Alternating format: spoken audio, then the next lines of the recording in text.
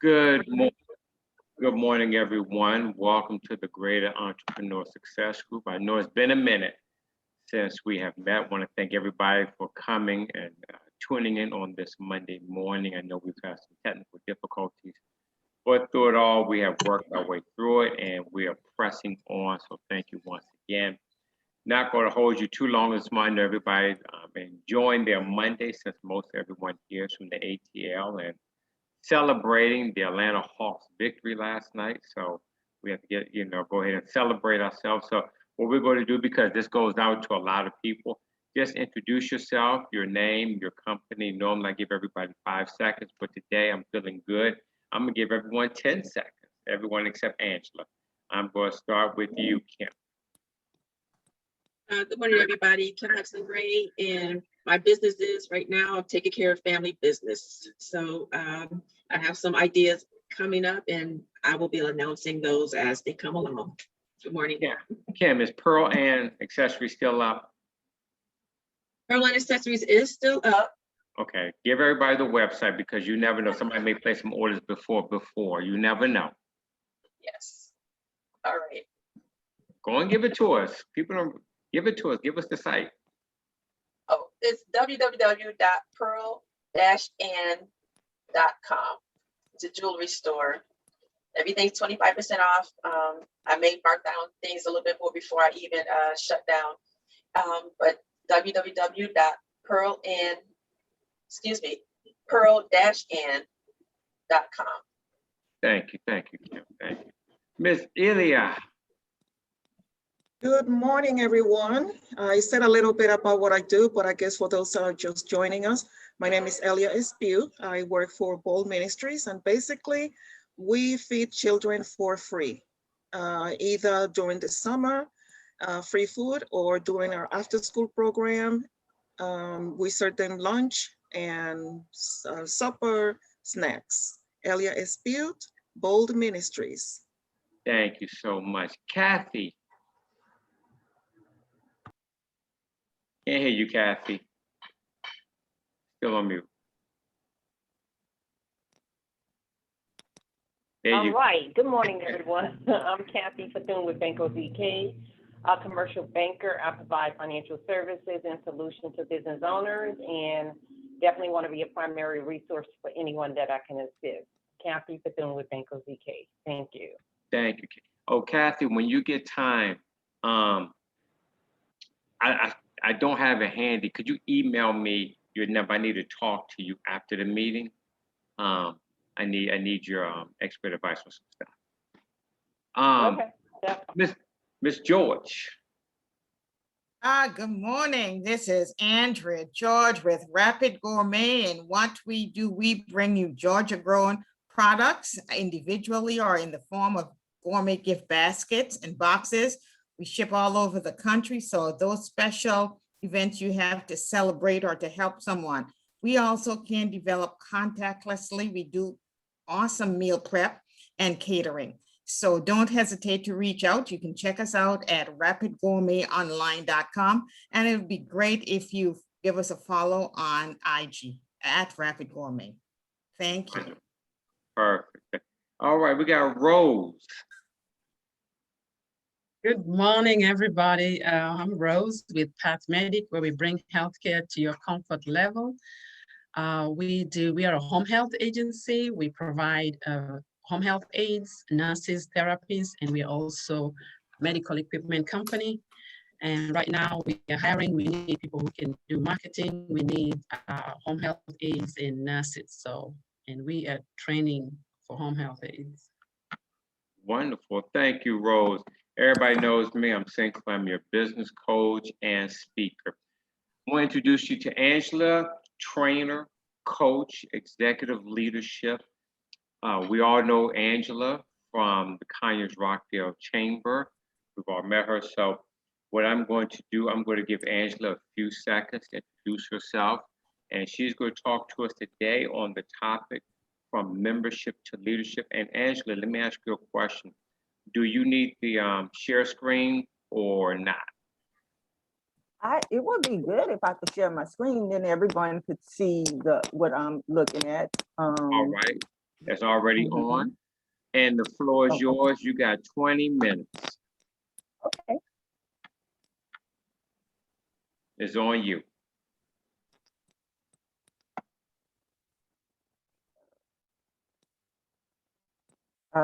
I'm trying to see, I'm trying to share the screen. Do you see it? We don't see anything yet. Okay. Well, I don't want to take my 20 minutes trying to share a screen. Oh, so I could just move on it. My name is Angela Sims Winfrey, and I am the Community Empowerment Director of Divine Empowerment Leadership and Family Development Institute. And that sounds like a lofty title, but it's basically a journey that I've taken over the last, I would say 40 years, being developed as a leader, and working from earliest in my 20s in one of the foundational anti-racist organizations, the People's Institute for Survival and Beyond, as a core trainer. Before they even were talking about racism, we were battling our way through it and have trained over 2 million people internationally. But the big thing for me that in being a part of the Institute was not being a core trainer. That sounds very cute and fashionable. Angela, Hmm? I'm sorry, your earring is clicking on your mic. Yeah, let me take these cute things off. Hold on a second. Okay. Thanks, Kim. Thanks, Kim. I was just sending the chat on that. Okay. So it's the biggest thing I got from that doing that work was who I was being developed as a leader. And from I was 25 years old up until 2010, I was involved with the Institute. And one of the biggest things was leadership development. I'm a community organizer by foundation. I worked in communities, almost every community in New Orleans, but also I also did the follower work and organizing.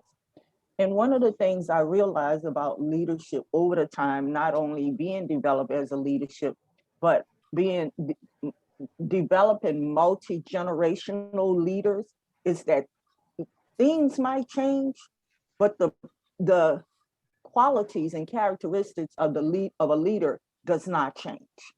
And so what the challenge is being able to have authentic dialogue between generations about what leadership development is. And so as I was doing leadership development in the context of social justice, I realized there's a missing component when we have so many different people, multi-generation, multiracial, different cultural and ethnic differences, that we have to have some common characteristics that would spread across all of them. And so I also realized that sometimes we say we leaders, but with our followers, we just going for a walk. And I know you probably heard that before. If you don't have anybody that you could influence or following your leadership, you're just moving forward and leaving the leaders, leaving even members who are part of your group, who want to be a part of your group behind. You can motivate them to get involved, but if you don't nurture them and develop them, it's hard for you to keep them. And it's hard for you to be able to step back or do other things and have the work continue.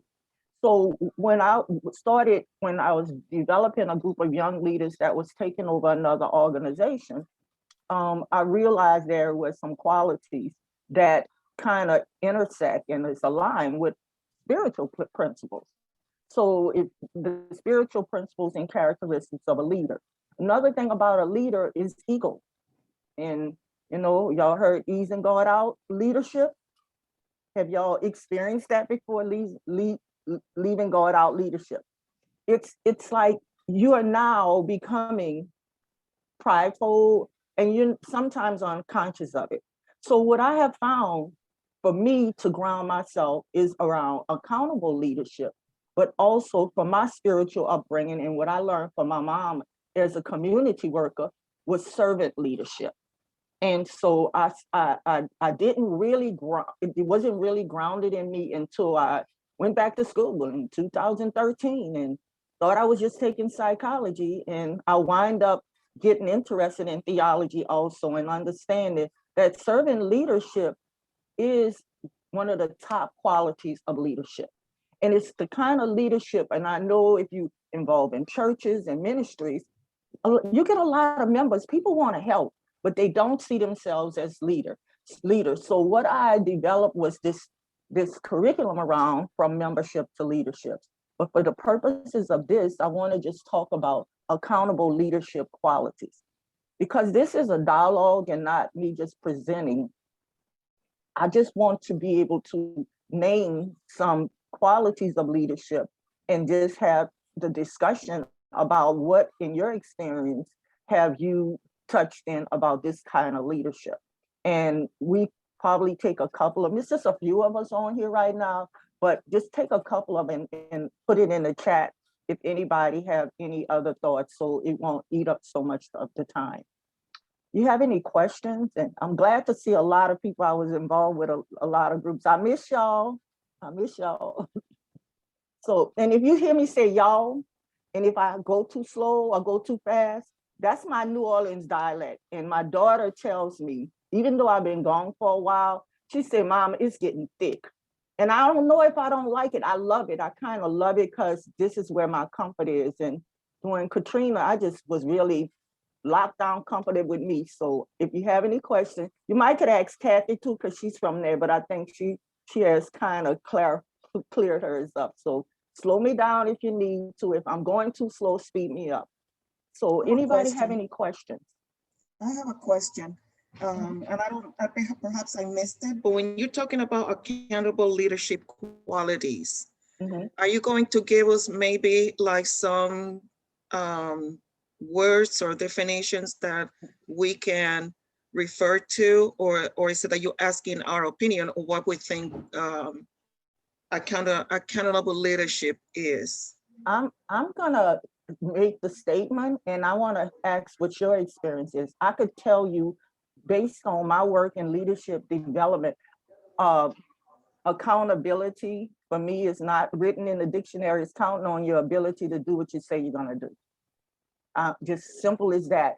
And that's my organizing experience. That's what comes from me in organizing leadership. It's that accountable leadership might mean something else in business. And most of the time, business is around ethical leadership. So there's different types of leadership, but it's counting on your ability to do what you say you're gonna do.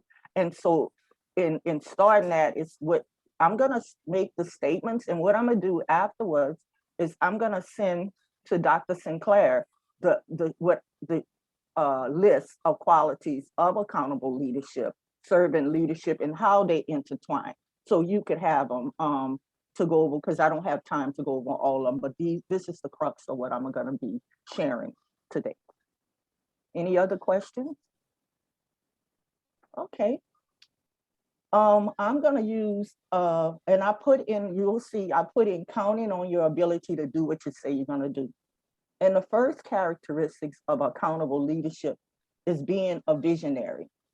I mean, you can't lead if you don't have any idea, not all the steps, because sometimes the steps are not always evident or clear to us, but you need to know where your destination is, where are you trying to get to? And when you basically, it's not just yours, because if you're trying to help and develop the members or the people that's a part of you, you want to be able to give them an opportunity to link their vision also. So you have to be a visionary. And I know, anybody have any thoughts? A couple of people have any thoughts on visionary leadership? Or had any experience with not having a vision? I think I think you have a lot of people who like to call themselves visionaries, but they don't know the steps in trying to get people to buy into the vision. And I think a lot of times people have to understand, I was talking about, I think last week, and people need to understand vision is bigger than them. Has to be bigger than the individual. If your vision is just tied into just you, then it's too small. Then that's almost like a short-term goal. So I think, vision has to be long-term and it has to be bigger than the individual. Yes. Anybody else? I think your vision has to be something concrete. And I think we throw that word around now, so kind of cliche, being Mhm. visionary or having a vision, but something that you have to do. And also, I mean, not cliche, but vision boards, but your vision has to be something that you make clear. So if you're going to meditate on it, meditate on what it looks like. What does it feel like? What does it smell like? What is it going to bring you? And if you have those things kind of concrete, write it down, make pictures, do a collage, whatever it is that you need to, but you're visualizing, how is it going to work out? Who do you need to talk to, to work these visions out? But not just saying I'm a visionary, because a lot of folks, like Sinclair was saying, don't know what that means. It's bigger than just saying I'm a visionary. But if your particular vision, your personal vision, you have to write it out and make it plain, basically. And then you can start working on it, and those things will start coming to fruition. I don't know if that's what you were asking for or not. Yes, Kim, and one of the things I wanted to connect what both you and Dr. Sinclair was saying is that the bigger and the concreteness of it. Because a lot of times that we have a vision, and I don't know about y'all, over time, you start losing that vision because there's so much noise out there. It's so, we interface it with different things in our lives, our work lives, and it's this whole, now I think we are more in tune to what's going on in the world. And so we sometimes lose what's our vision and what the noise have put into the vision. And a lot of times the vision becomes convoluted, or we forget what our vision is, or we think we become followers of somebody else's vision, or have doubt in our vision. So a part of that bigger vision is, it's like the big tent, that in the tent is around being open and having it open enough. So not only is your vision, but you need some accountability in knowing if you're trying to do something that involves other people, or serving other people, or supporting other people to get a sense of their own vision and a sense of their own power, that big tent must be inclusive. And so your vision must also be big enough to have other people be able to join in that tent.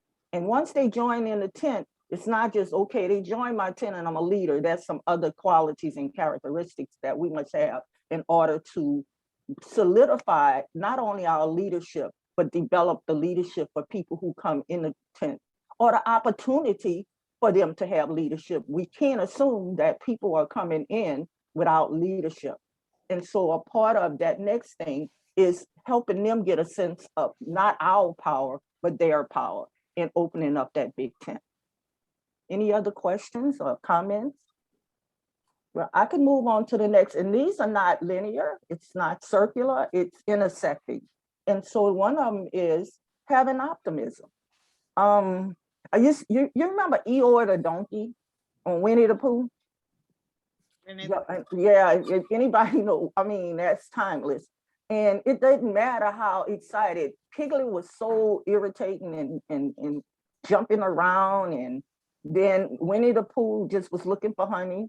He could lead you to honey, but he couldn't lead you anywhere else. And the one that we would think would be the one, I think if the rabbit was just jumping in and out of places. We got leaders like that. And so, but Eeyore the donkey, I don't care what it was, he was, okay, I don't know if I want it. I remember they gave him a surprise birthday party, and it was like, wow, how many people have been somewhere and they were led by Eeyore type character? Or been in a place where they said, oh Lord, I'll be glad when it's over with, or I don't know if I'm gonna follow this, I need to get, as soon as I get out this room, I gotta go. How have you ever experienced that kind of leadership where the optimist? One of the things that got me was the title of a real good book by an awesome man that was a historic making president, Barack Obama, having the audacity of hope. So when we talk about optimism, we're talking about not only, oh, I'm optimistic, I'm exciting, I can motivate you, but have the audacity to hope. And sometimes it's not about what you say, it's who you present, the light that shines in you, that no matter what you're going through, that hope light shines. And so anybody have had any experience or any moments where they were inspired by someone and they just was in awe about how are they so excited in the midst of COVID? How can you be so excited? How can you be feeling so blessed? And you say, well, a little light at the end of the tunnel, I have hope. You know, how many of us have had that experience? You have, I mean. Well, you know what? Not really sharing my personal experience. You know, it's interesting. This morning I was listening to the radio and I told you the Atlanta Hawks won. And this is not a basketball analogy, but it was interesting last night when they were struggling. They were interviewing the coach in the post game, and he made a comment. He said, during the whole process, I was never nervous. I never panicked because he said, because I knew what my team was capable of doing. It was almost like, you know, in the midst of adversity, he had planted something in them. And it's funny, while fans were freaking out, he remained calm when he had every right to be hysterical. But he remained calm because as a leader, he knew what he placed in his players, he placed in his team. So it was, I think it was, you know, as you said, it was optimism, the audacity of hope. He said, you know, I know what I put in them. I know what they're made of. And the only thing I just need to sit back and just guide them and watch. Rose, you want to unmute your mic, Rose? Unmute your mic. Oh. Yeah, I've experienced both leadership where somebody is just negative, downing everything, and then some that have been so positive. Like an example is like I'm just gonna say my church, where I go to, our pastor leader there. You know, with all this pandemic, so many things have happened, but every time you listen to his sermon, it's just like so positive and encouraging, and he finds ways to, you know, to make people laugh and just say, you know what, it's gonna be okay. So I mean, it's just encouraging when you have a leader like that just like pulls you back, your spirit, because you know, leaders, they can make a big difference, really. Well, if people see your leader is down, then they're like, okay, I guess all of us are going down. Yeah. Yeah. This is Andrea. I think it's very, very important for leaders to be positive and have some type of hope, because who wants to follow a Danny Downer? You know, because we've noticed when you go down that road, I call it in my life going down the rabbit hole. It just sucks your energy. And sometimes it is so hard to come back up. It's like everything is crashing down. And it's a mental game. And, you know, it sounds basic and we've heard it many times, but it's so true. It's an absolute truism. The battle is won or lost in your mind. It's whatever you think. And if you think the sky is falling and then your body starts feeling that way, because wherever the mind goes behind it, so then you can't get moved. You start feeling things look, you know, lackluster. It's really, really important who you allow in your life to feel, because all you can feed off of them and they. Yes. Build off of what Andrea said, and you could feed off of them, because we don't. I have this thing that children are always, and we pay a lot of attention to these, and we have to lift up the people us, but children are always. So if they usually you in 4-year-olds, they're so positive. A lot of times I like to be around them because they're so positive. And so when we're talking about feeding off the energy, anywhere we go, there's some energy around us. Everywhere we go, there's energy. And we're just not always conscious because we have so much going on in our lives that we don't know we bring in negative energy. You know, I use other things. I don't watch a lot of TV, but I remind a lot of shows. You remember Pigpen on Charlie Brown? I mean, I know sometimes I walk in a room and I'm not aware of it. And you know, the only people could make just push me. I have a daughter that's 21 and she's like my intergenerational twin, and she work on my nerves because she tells me, she's like a mirror to me when, Mama, you're not being self-aware right now. You know, this Generation Z, they're just very honest and just blunt. And so you don't know when you're bringing in that funk. You're not conscious of it. And so a part of members being a member, bringing membership to leadership is, and where their accountability comes in, is that whoever you're around, you got to be open to hearing the critique of what you're bringing in. And maybe that day you might not supposed to be the one that lead. And that's a lot of things. Once we come in and give in the helm, we come in and we at the helm, like Dr. Sinclair called me out the blue.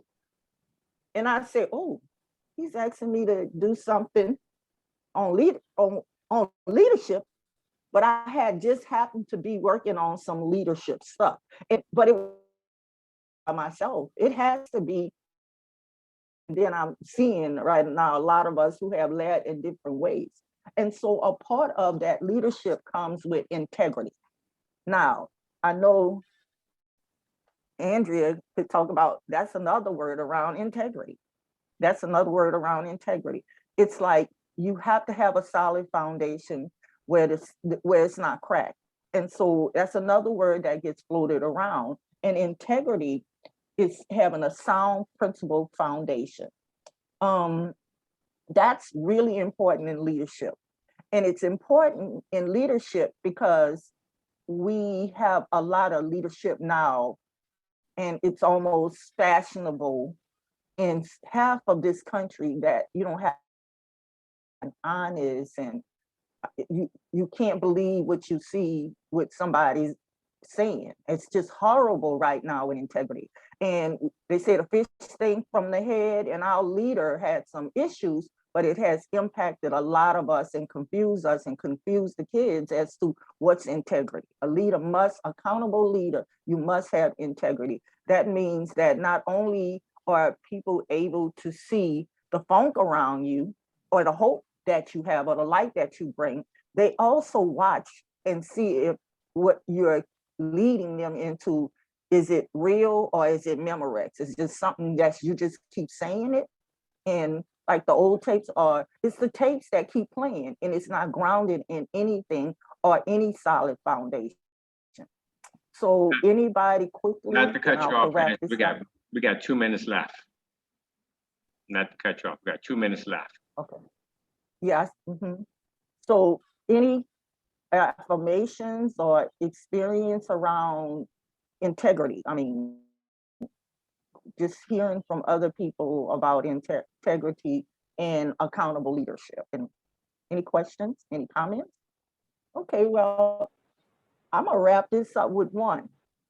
It's whatever we build in leadership, it needs to build to last. This fast food leadership is where we have it right now, where we are I'm not sure what kind of leadership we're gonna have because we gapped out in leadership development. We've been so busy that the intergenerational leadership development has gaps in it. And the gaps right now is about us not hearing different generational experiences that we could continue intentional leadership development. And so when we're in leadership, it's not like Dr. Sinclair about our leadership and what we're doing now for ourselves. It is about future generation. And I have this, my first hashtag when I understood what hashtag was generational intention. So whatever we do in leadership, whatever our qualities, our characteristics, or whatever type of leader we are, we have to do it with integrity. And we have to build it to last. And we have to help people not get a sense of our power, but get a sense of their own power. And I'm gonna send this list of leadership qualities, servant leadership, and just some strategies on leadership to Dr. Sinclair's email so he could forward it to you. And I'm excited, and I'll be glad to be a part of any other sessions you have, Dr. Sinclair. I'm comfortable. It's like the little group I left is a part of this group, and I like it. I miss them. So I really thank you for inviting me and giving me this opportunity to talk about leadership. Thank you so much, Angela. I appreciate it. Thank you so much for that dynamic presentation on accountability, servant leadership. So thank you so much. What I want to do before we officially close out, I want to give Ms. Smith 10 seconds to tell us about her business. Okay, I am Tawanya Smith with Right Choice Motors located in Covington, Georgia. All right, thank you so much. Caught you off guard. See, you know, anytime somebody comes in, whether you're a couple moments late, I'm gonna give you the opportunity. So thank you so much. Before we end, does anybody have any final comments or any questions for Angela? I would like to thank Angela for the wonderful presentation. And Angela, you have brought to mind the question about vision, because I have been working for the last 9 years with a Hispanic community. And now I say that the vision that I've had is beginning to get blurred, because it was basically the children, the women, the men. And now it's come to the point where I'm just trying to help as the need arises. So I thank you for that, because now it makes me want to or need to focus, what is my vision for this community and even for the organization that I work for. So thank you for that. I think that I have some work to do. Yeah, and I would like to share at some point at a later time in our my organization, Divine Empowerment, on my organizational lawn. Hope was in there, and I was in company. They say just press the button. I would like to get with Dr. Sinclair and Kim. We could do it in a way, not the vision setting but a vision that's going to meet the challenges that's coming out of this pandemic, because we got to now see ourselves as change agents and change leaders. And we could talk about that. I'm quite sure Dr. Sinclair has a lot of experience in those areas around change. We have to have organizational change, and we have to have the type of transformational leadership to make that happen. And it's really not complicated. It's just about us opening up ourselves and open up our hearts for change. Exactly. Thank you so much. Anyone else want to drop in a comment or a question before we get out? All right, with nothing said, thank you so much, everyone. Angela, you got 30 seconds. Close us out in 30 seconds, and then we will see everyone next week. So it's on you, Angela. Okay. One of the things I would like to share is the idea that everything I do is about biblically based. I mean, it's biblically, and it's all we have to do. It's not about the answer sometimes, it's about the question. And so what I like to share is that everybody have power, and we have to allow everybody power to flourish in order for all of us to flourish. I am, because we are, and if we are broken, if one of us is broken, all of us is broken, and we got to step in. So we got to develop leadership so we could step back and they could step up. So God bless you, and y'all have a nice day. See you soon. Thank Thank you so much. Everybody have a great day. So much. Thank You too. Bye, everybody. everybody. Bye-bye. Bye.